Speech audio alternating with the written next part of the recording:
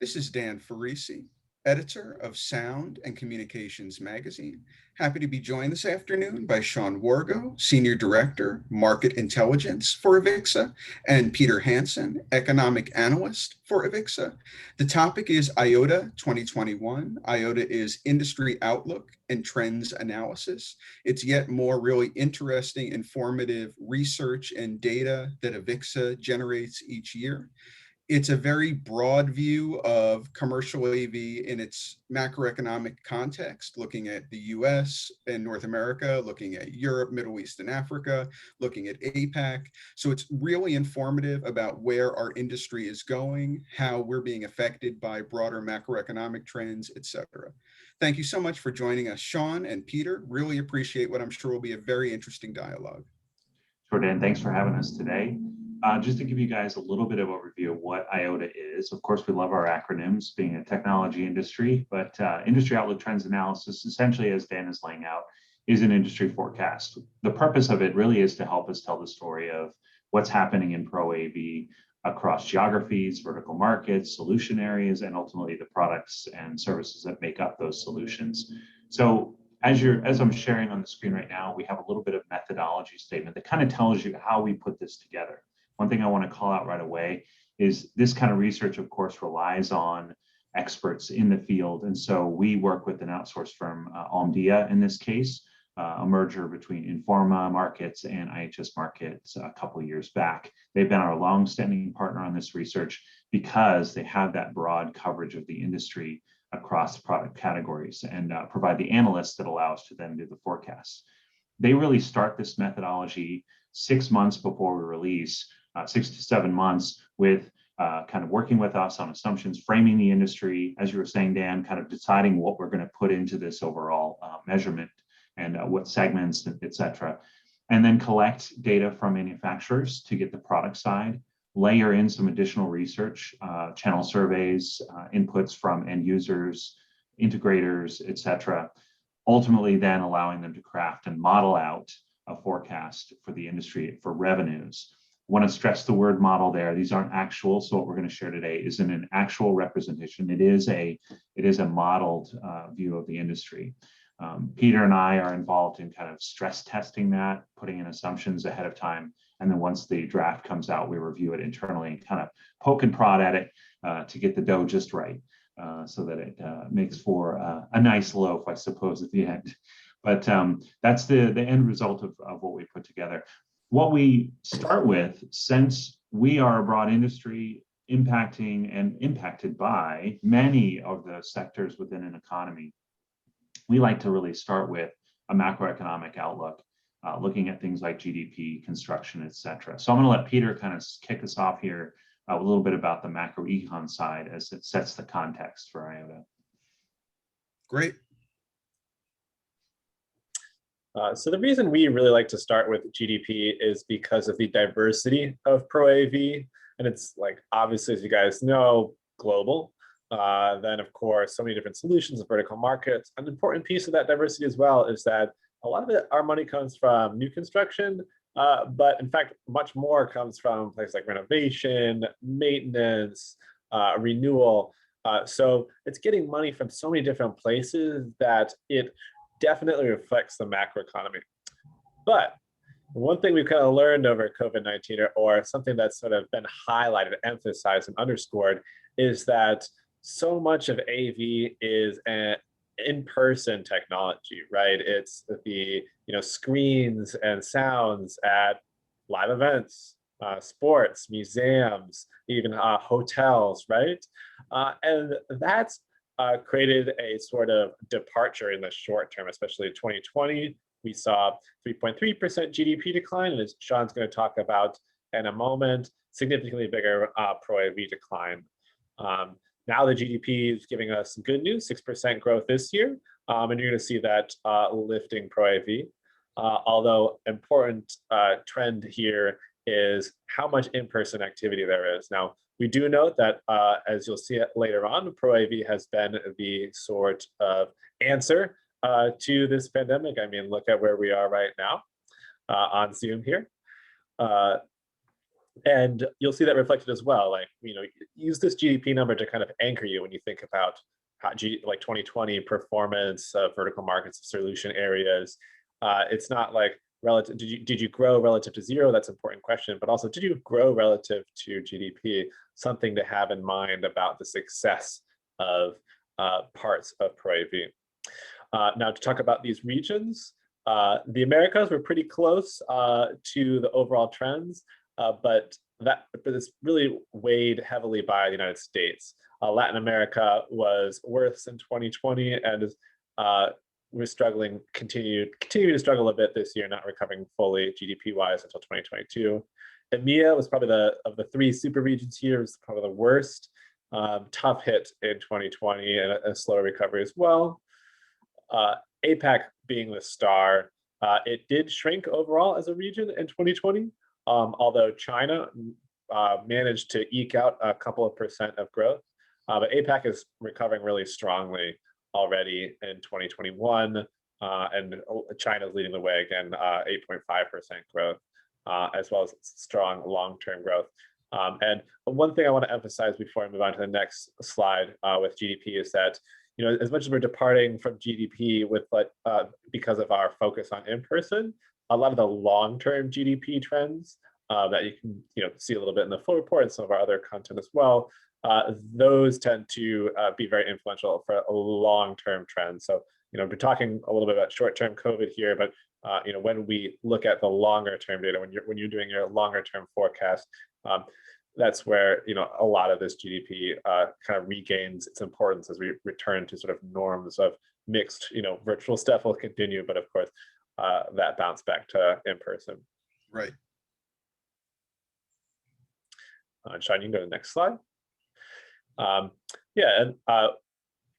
Just to talk about further describing some of the key macroeconomic influencers, really you'd just be a fool to look past COVID-19. I mean, as much as there are some non-pandemic effects, especially as you move out to long-term, right now, pretty much all the major economic trends have their base in COVID-19. And that's actually at this point, not exclusively a negative thing like it was last year. There's some positive perspectives on it. There's some negative perspectives on it. There's some mixed perspectives on it. The negative side is the obvious one, that COVID-19 not fully over. I mean, we're doing pretty well here in the United States and some other countries as well. But the fact of the matter is there are still a number of problems. A lot of regions still have some lockdowns and significant restrictions. It's affecting, like, for example, manufacturing in some like Southeast Asia, Pacific type countries. Of course, that we still have that uncertainty. Seeing a lot of headlines about the Delta variant, some case counts ticking up around a lot of the world right now. What'll that mean long term? That's a continued negative and kind of downward risk there. On the positive side, though, is the fact that we're moving on quite extensively.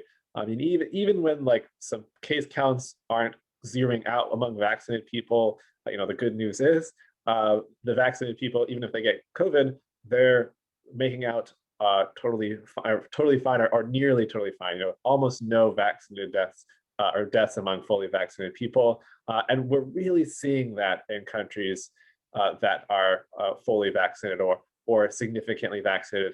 The return to normal activity is really bursting, and it's driving big economic growth, particularly here in the United States, although many other countries as well. And a piece of this is stimulus. Now, countries around the world responded to COVID-19 with some, frankly, a very bold stimulus. That's been a really good thing for the economy. It's really helped bridge the gap, especially in the United States, where we pretty much entirely fill the gap in the sense that 2021 GDP projections right now, consensus projections, are right in line with what consensus projections were pre-COVID. So it's sort of making up for the loss in 2020 and getting us back to that pre-trend, which is a remarkable result, quite frankly.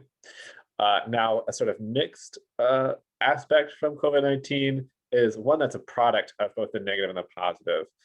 The global supply chain right now is quite strained. I think a lot of AV businesses are aware of this.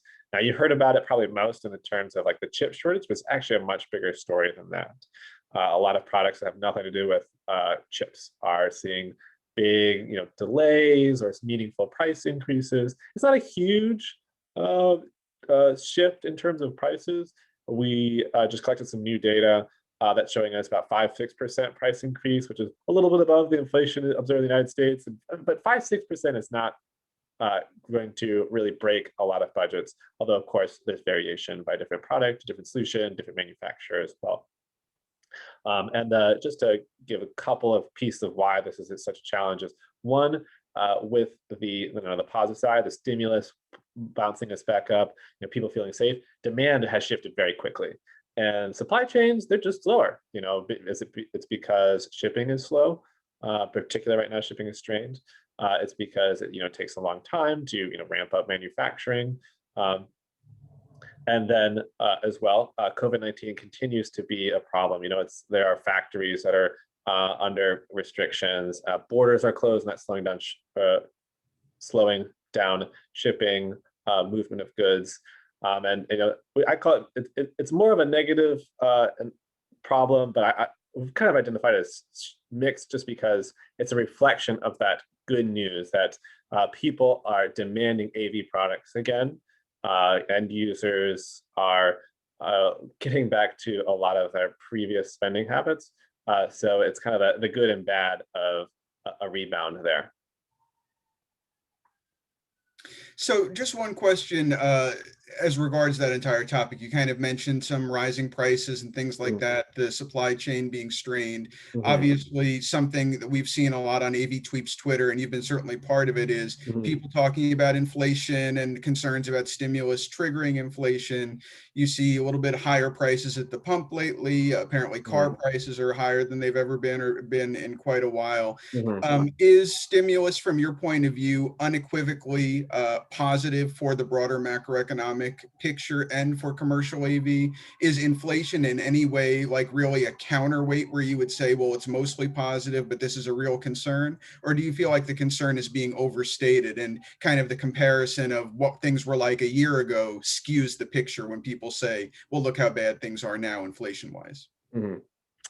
Unequivocally is a very strong term. I think a lot of economists are sort of like cowards at heart, and because as well, we're in a period of uncertainty, for business owners, right? For business decision makers and for, economic analysts, research analysts throughout the sort of like, prediction industry. It's not, in that sense, it's been a very positive thing in that people are really quickly getting back to work. We're seeing demand really rebound quite quickly. That would not have happened at the pace that it's happening without stimulus. Now, yes, price changes are not great for business. We know that a lot of AV businesses, the way they kind of structure their contracts, so they work with end users, here are the prices that we're promising, or you hear your expectations, and when that can't be really reliably projected and those can't be met, that's a negative, right? And when, for example, an integrator can't get a product in time and the project is delayed, that's bad for their business, it's bad for the people that they're trying to hire. So yeah, I'm very sensitive, and as we all should be, to how that's a challenge. Now that said, the scale is just not that great yet. The price changes, like I highlighted, 5-6% area. That's not a huge price change. That's not an insurmountable difficulty, right? And as much as there are some delays with projects, we're hearing a lot from AV Tweeps on Twitter, but especially in our data, that companies are finding a lot of ways to adjust. They're working with their clients, establishing expectations, moving upstream in terms of the design process, finding substitutes. So they're managing to work around some of these challenges. And when you kind of try and weigh, it's a little bit more difficult to do projects. A few products are more expensive against, hey, projects are really coming back quickly. My pipeline is looking good. That is a lot more important than, okay, projects are a little bit more difficult. I think everyone would say like, if they signing up on the dotted line, think about like, even only 6 months ago, by the summertime, your project pipeline is looking good, but you have to accept that it's going to be more challenging than it was in summer of 2019. I think everyone would sign on the dotted line there with enthusiasm. There's another part of that phenomenon that Peter's kind of talking through is you're seeing this across a lot of different service industries, whether it's construction or say residential projects of different types. What we're seeing is an interest in, say, it's slowing things down a little bit. You're taking longer. It's a longer process of scoping the project and getting actual materials in to be able to complete it. So what I think we're seeing is a shift more towards that design phase. Part of that is a good outcome of the pandemic, and the pandemic itself is a reason to kind of slow down, because companies are trying to figure out what are they going to look like post-pandemic? What does return to work look like? What does a hybrid learning mode look like? So all of that means integrators have an opportunity to work with a client to say, let's take a breather. We know we want to get back to project work and installation, and the pipeline of supply is constrained in a lot of cases. Well, let's actually take the time to really look at how do we best design out space given, say, new requirements in some areas. So that's an opportunity for us to, as an industry, move up beyond integration, just installation of product, the hang and bang that we used to call it, more towards that design and consultation. I think that that's a positive of this.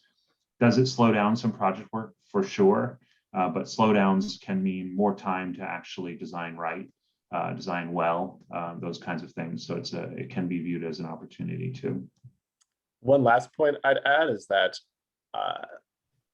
pretty much, I would say the vast majority of the price shifts that we're seeing right now look temporary. The stimulus bill had this boost, and that was like a spring factor, and this acceleration as consumers return to normal in-person activity. That's just a transition kind of factor. I mean, you can see it in the chips, like chip demand exceeded, but now lots of companies, even countries, are investing a lot of money in chip manufacturing. And by the time that's built, it's going to really bring the prices back down. We're seeing that, for example, the lumber is another story that maybe a lot of people have heard about. Prices shot way up, like about the 4x or even more. And in the last 2 months, they've fallen by 50% because we're just getting back to that. The transition has happened and we're getting back to normalcy. So that the price shifts seem to be a short-term factor, a spring, summer factor, and by the winter, we're probably going to be seeing price shifts looking a lot more normal.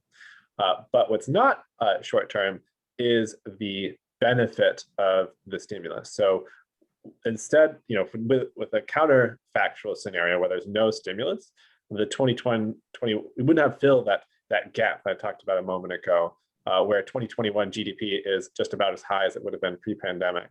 We would have kind of permanently lost that economic output if we hadn't used stimulus to fill that gap. So, in 2022, we'd be below what we would be, 2023, 2024, we'd be growing from a lower base if we hadn't made these bold investments. So, even if this year I still think it's fully, in favor of, much rather have the sort of good problem of like managing all your projects than the much more severe problem of like not having projects. That's going to continue out long term with just more projects, more dollars flowing, particularly here in the US economy, where stimulus was largest. So just to recap a couple of the conclusions we already can draw, as you said, the pandemic, although still, having a negative effect to some extent, the Delta variant does seem to be rising in some areas, and there's a population of people who haven't been vaccinated yet. So obviously the negative element isn't completely gone. But overall, the pandemic is much, much better in control than it formerly was. Deaths are way, way down. Cases are way, way down compared to the peak.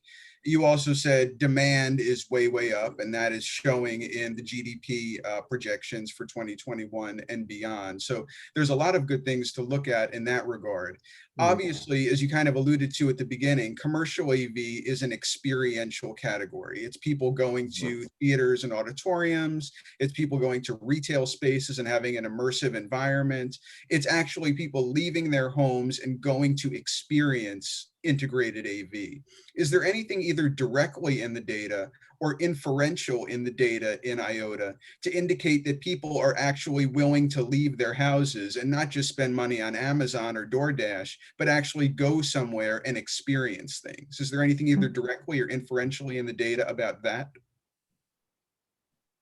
Yeah, I think so. There's a couple ways to look at that. One of the reports that we did early on in the pandemic that Peter actually put together for us was a macroeconomic analysis of return to behavior. And so we've certainly seen in a lot of research that history tends to favor a return to prior, right? So you tend to want to go back to the things you're familiar with, you're comfortable with, that you build norms around, expectations, lifestyles around. All that kind of stuff tends to return. And I think look at watching sporting events now, and it's been great to see the crowds coming back, is a great example and a testament to people's desire to return back to normal. Is there fear? Of course, yes. I mean, we've been living in for a year under the expectation and under the information that said, hey, we needed to be cautious. Once you get into that mode, it is hard to come out. But I do think that vaccines have proven that they are effective. Unfortunately for the UK, they're kind of the world's experiment right now and what it looks like to have high % vaccination, but a variant that is spreading. But it does seem to be, as we've been talking about, low hospitalizations, negative outcomes are much less than they used to be. So all of that gives people confidence. It will take some time before everybody's back to normal, which is why even in our own forecasts, we're expecting things like live events to take longer than many other segments. We probably go back to restaurants, to travel, maybe even to hospitality, some other venues before we go back to, say, crowded auditoriums in some cases. So it will take some time. Cinema is an example there where theaters have been pretty tepid in terms of their audience. I know myself, I may actually go back this weekend. I'm kind of looking forward to seeing the Black Widow movie coming out. But so I think that's the point, though. Our very forecasts showcase that expectation about return to normal. As a trade show operator, we're seeing it in our audience intention data. So I think that's the important point, though. Looking backwards in history and events like this, 1918, Spanish flu, for example, we did see people return back over time. Yeah, yeah. I think Sean's really highlighted the kind of the whys of behind our forecast, but just to say like do we see that directly in IOTA? Like when Sean gets into look at the vertical markets, kind of like what happened in 2020 in terms of decline, and compare that to 2021, 2022 growth, that's where you're going to see it really directly. You're going to see these big growth numbers, and that's where you're seeing the positive effects of vaccination and the extent to which people are feeling safe and feeling comfortable to get back to those activities that were so important to them and so fundamental to how they lived back before the pandemic. Yeah, and let me jump actually to a point on that, so we can sort of dig deeper into kind of get where you're talking about, Dan, of that evidence that things are coming back, and that trend. The way we look at it, obviously, is the amount of spending on Pro AV. We are a downstream investment, somewhat a consequence, a contributor, but a consequence, right? We as an industry tend to benefit from success in the underlying verticals that we serve. That translates up at the top level to our kind of overall spending figures.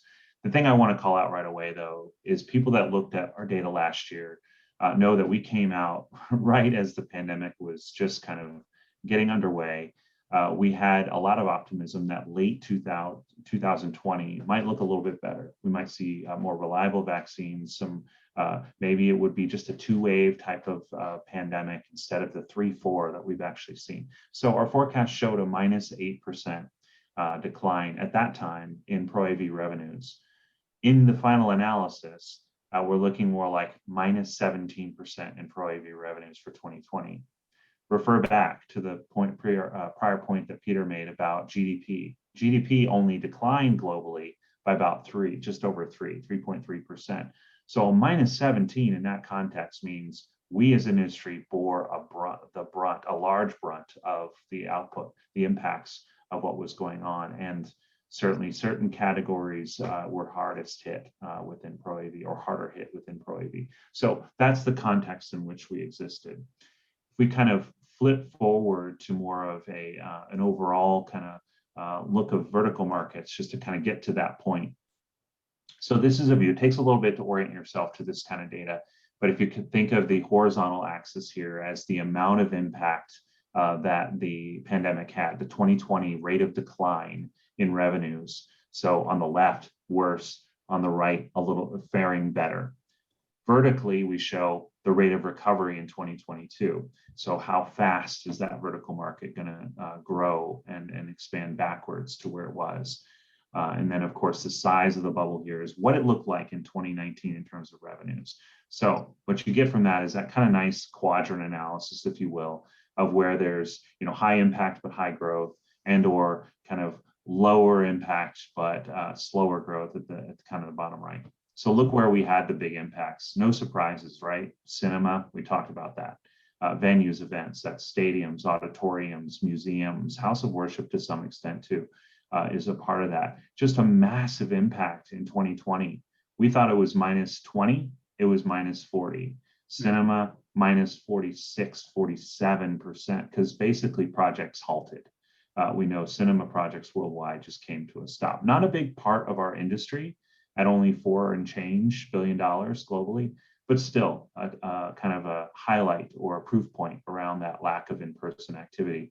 Some of the other things were a little bit more robust. Retail hospitality certainly was hard hit, but if you look at retail industry data, we actually saw some strength there, and it wasn't all. A lot of it was, but not all of it was the phenomenon of ordering from home. Some of it was brick and mortar for essentials.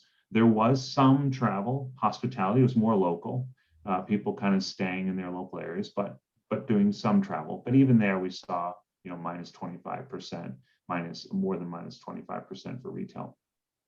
So what weathered the storm a little bit better? Well, some of it makes sense. Healthcare, education, government, military, even residential. Now, residential in the Pro AV context, as you know, Dan, is really that higher end consumer and the multifamily dwelling. The other big part of this was mobile lifestyle, RV, yacht. Those markets just went crazy. The haves and the have-nots was a big story, of course, within the pandemic, and those that had were able to witness shortages in cars, in high-end vehicle and RV and yacht. That kind of persisted. They did gangbusters. So those markets kind of weathered the storm a little bit better. Corporate was similar to education. They had to adapt to change. So we saw those markets, while still more than minus 10% in 2020. They did fairly well. Everything that was hit hard, when you would expect to dig out of the trough quickly and start to return. But I won't say that all these markets are going to see net growth in 21, 20, or 22 even. We originally thought it was going to be pretty universally 22, but some things like venues, it's more like 23, 24 that they start to look like more normal in terms of their spending, whereas corporate and education probably are really more 22 stories, healthcare, probably maybe even this year. So that just kind of helps you understand the very uneven nature of this pandemic, and how our industry really fared worse than perhaps many other sectors did in the economy. And since there was a lot of information to digest there, I just want to go back to one point that I believe you made clear at the beginning, but just to make sure that I understand it.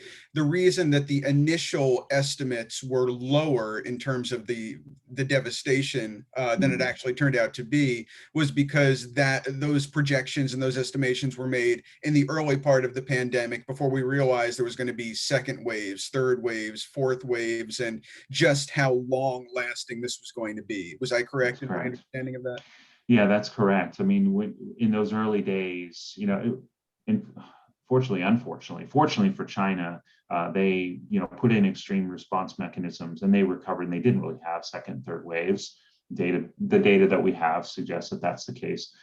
So it may have given the rest of the world the thought that, well, if we do these things, if we do restrictions, if we stay at home, then maybe we'll be fine, and this thing will peter out, kind of like SARS did back in or prior period. So that ended up being false, right? This was a virus with legs. It stayed around. It kept circling back. Every time you come back out of lockdown or start to, it just would kick you back into your chair. So that was absolutely the case. So the late year recovery, start of recovery that we thought would be in place did not materialize. There was some boost of projects late, like December, where there was money left. And so some companies that didn't travel, they pulled back on travel and other expenses. They did make some investments. Some of that's corporate. We'll see in a moment. It's investments in conference and collaboration solutions, just distribution technology, those kinds of things. But that is absolutely the case, that this really was longer lasting. And I think, as we all know, the late, particularly in the U.S., the end of year, early 21 wave was the worst of them all. So that had lingering effect. I think we're seeing the growth now.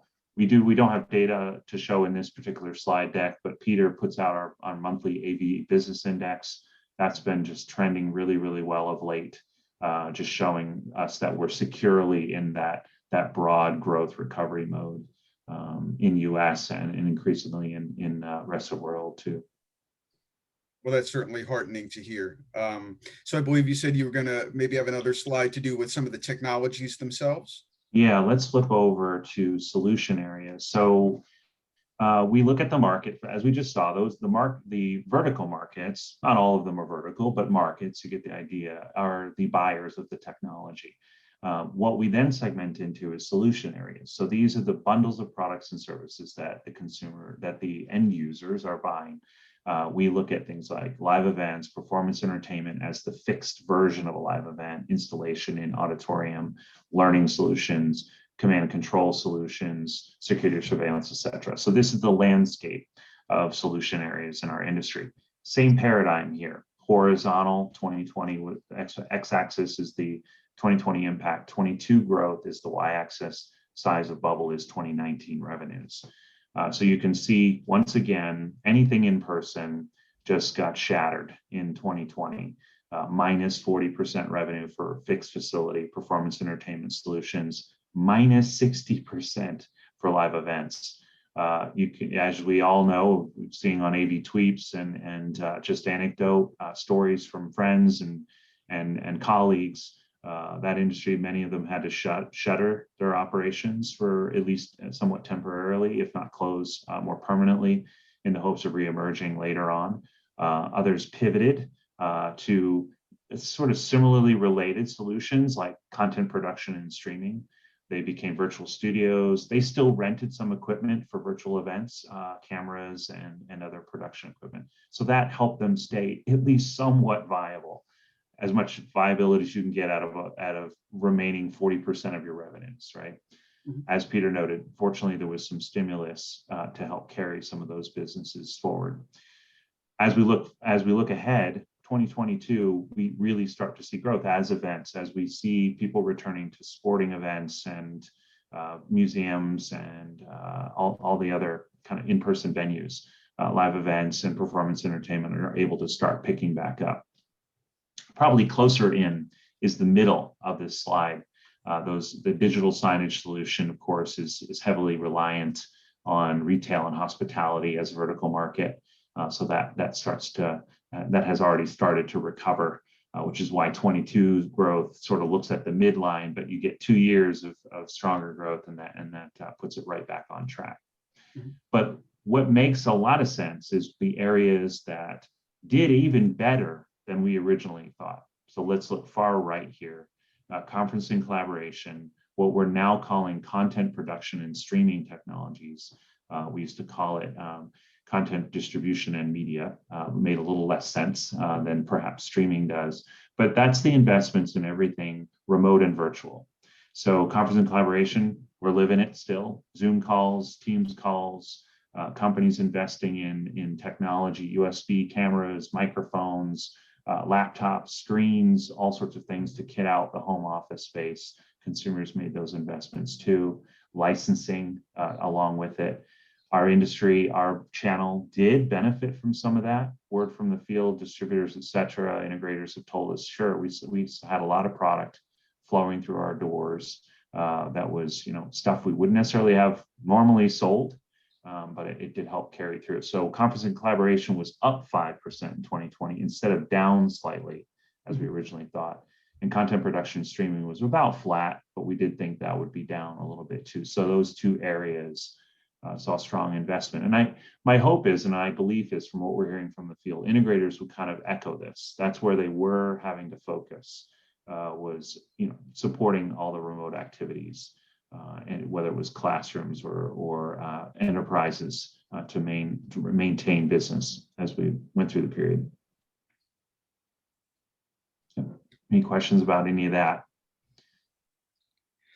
The one question I guess I would have, and it's not necessarily solely about these solution areas, but kind of broadly about the information that IOTA provides and that we've kind of summarized very briefly in the context of this conversation.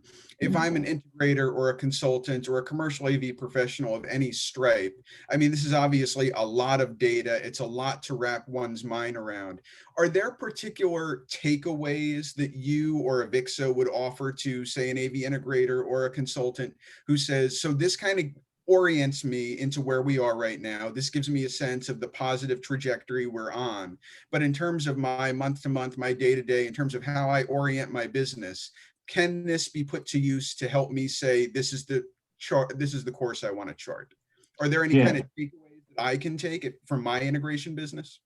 Sure. I think one of the themes that Peter and I talk a lot about is agility, and it's sort of intuitive and almost commonsensical that, in a period of disruption, a company's ability, and some of it comes down to available resource, whether it's staffing, financing, et cetera, cash, war chest, that kind of stuff. But some of it is creative thinking. So what we saw companies do, live events at the extreme example, is they had to be innovative. So it's looking at how the customer base is shifting in its needs, how they can support that in different ways, how they can innovate through product shortages. Are there alternatives? Is there a more wait and see approach? Is there a consultative approach? So all those sorts of things come under the umbrella of how can you be agile, looking at the full landscape, perhaps straining yourself beyond comfort level.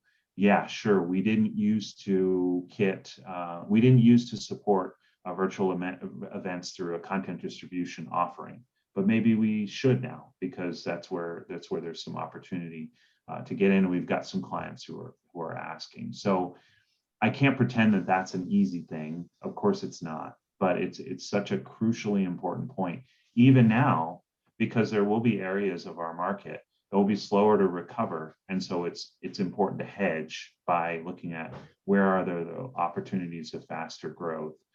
Digital signage for some is a new opportunity. That's an area that's likely to come back more quickly. Education continues to tick on. So maybe there's some additional work that could be done there as higher education institutions try to reimagine what a world with an increased catalog of online courses looks like, if not 100% online. So I think that's one of the key things that we've been stressing a lot, is how to look at this as kind of a mosaic, the solution and vertical market kind of portrayal as, okay, where's the movers, the shakers, the downside, the longer tail, all that kind of stuff as you plan out and build customer base as much as possible. One other way I would talk about it, a comment that I saw kind of a number of times from our Global AV Insights community, we responded saying, oh, the live events side of my business is just still dead.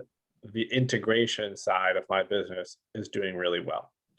And then they'd maybe expand on that sort of dichotomy that is, moving staff from, from live events to integration, or hiring an integration, but not in live events. And those sort of like strategic, how are you prioritizing, your investment decisions, especially going forward, right? As we kind of like get into this recovery phase, I'm sure those people who are talking about that are now thinking like, okay, we know live events are starting to come back, hearing lots of reports, wow, I have some of these things on the calendar, late summer, fall. They're asking, how much should I invest? Integration is doing well. Should I just, and I've really moved my focus, integration, should I stick there? Should I stick in conference and collaboration and content production streaming? Or should I sort of reinvigorate the live event side? And that's where a lot of this data can be so helpful. And it's, of course, that's one example question, right? But, if you're a multinational company, you're thinking like United States market, Canada market, or UK versus France versus Spain, right? Or, different product sets, that's where this can be really helpful. You're sanity checking, you're making these big decisions, and you want to know what sort of the market is thinking. And this is not a perfect, not trying to oversight. This is the truth here. Sean said this is modeled, but this is a big collaborative project between lots of analysts collecting lots of data, surveys that we done, testing assumptions, like sanity checks. So this is a great way for you as a business leader to say, I'm making a big decision. It's going to really affect my business. Like, let me text my assumptions and let me kind of model out some of the dollars and cents from this investment decision, that investment decision. Where are those dollars really going to be present? How much realistically can I take advantage of? Yeah, it's as you noted, Dan, it's a lot of data here, but there's so much more to it too. So the utility of a tool like this is that if you're an integrator in North America who just wants to focus on content, conference and collaboration, and even more specifically, you emphasize certain product categories, the data set behind this allows you to segment that down, look at a TAM, chart a growth trajectory. So there's a tremendous utility to having a broad data set like this, versus looking at just your own past sales. The challenge with past sales in these environments is that's disrupted, right? The normal pipelines are broken. So you have to be looking for what are the other areas. I wouldn't have normally looked at, let's say, digital signage data or education data. But in this case, keeping an eye on it and saying, okay, there's something there, or maybe I can make moves. Because the other thought I'll leave you with, similar to agility, is the bold in these environments are going to be paid dividends. And an example of that is, let's look at the labor market. We haven't really even talked about that. But the fact is, data is shown, we're seeing data right now among like career planning companies and temporary staffing firms and those that kind of watch the status of the labor and their attitudes. There's a high desire, there's a high kind of fluidity metric going on right now. People kind of looking for new opportunities in a case where certain new skills are becoming higher demanded. So I can see a situation where companies that are bold make their moves now to try to get in some new capabilities through a staffing acquisition. That pays off, right? Because then you're able to take advantage of some, not first mover, but early mover to some of the trends that we're highlighting here. So I think those kind of bold investments in a market where the labor pool is kind of sitting back a little bit, you can see it in the data. There's plenty of jobs, but they're sort of sitting back. Unemployment is still kind of higher than you might expect. So what people are saying is that staff is kind of taking a look. They're assessing, they're planning their next move. They've learned what they want and don't want, having spent a year or more at home in some cases. And so I think they're going to be looking at great new opportunities, new firms. And so I think that boldness will get rewarded in that case. So if I were a business leader in our industry, I would desperately want access to the full report because it is so data rich, as you say. And I Mhm. feel like even though we're in recovery phase and the upward trajectory has become clear, I still wouldn't want to be, rudderless at this point. I would want some direction, some data-based direction in terms of how I operate my business. So if I wanted to access IOTA 2021, I'm not sure if it's available right now or soon will be, how would I go about accessing it? Sure. So we have a lot of information on avixa.org about the product itself. It is available now. So we just launched this actually in late June. It became available for sale to the market. So if you're looking for information, they can find it at avixa.org. They can certainly reach out to me at swargo@avixa.org if you have specific questions. Be happy to take those and set you up with our contacts here that can help you through a possible purchase. But certainly that's a great place to start. This is giving you a preview and then digest the materials there. Peter and I tweet about it or write about it. You'll see articles on this stuff throughout the year too. Well, thank you so much for this summary of just some of the information that IOTA 2021 is going to offer those who review it. I really appreciate you giving our readers and our viewers that sneak peek of some really interesting and informative information about our industry. Thank you once again, Sean and Peter, for joining us. I'm Dan Parisi, editor of Sound and Communications Magazine. Thanks again.